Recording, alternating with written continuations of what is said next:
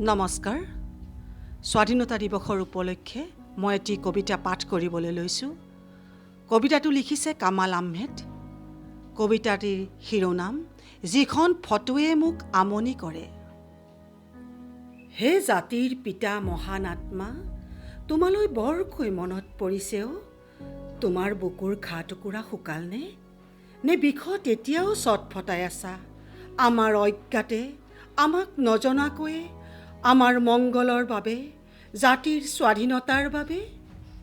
খবৰ এটা পাইছানে? নে বুকুৰ বিষৰ যন্ত্ৰণাত চটফটাই মৃত্যুৰ ক্ষণ গণি আছা?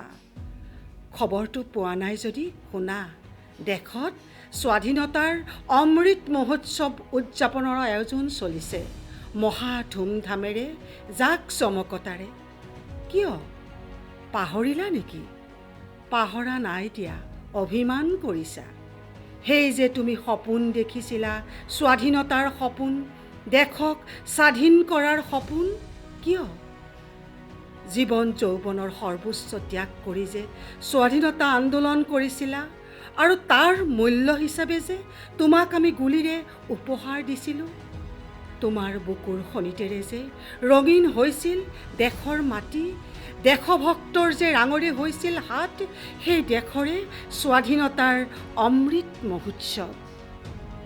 বুকুৰ বেদনা পাহৰি, অভিমান আঁতৰ কৰি তুমি আহিবা।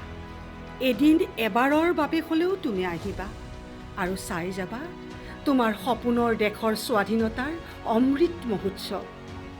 তুমি হয়তো চিনি নাপাবা সলনি হোৱা ৰংবোৰ, তথাপিও তুমি ভাল পাবা তোমাৰ বুকুৰ তেজেৰে ফাকু খেলা হাতবোৰেও স্বাধীনতাৰ ফল ছিঙি উদৰ পূৰাই স্বাধীনতাৰ অমৃত বিলাইছে।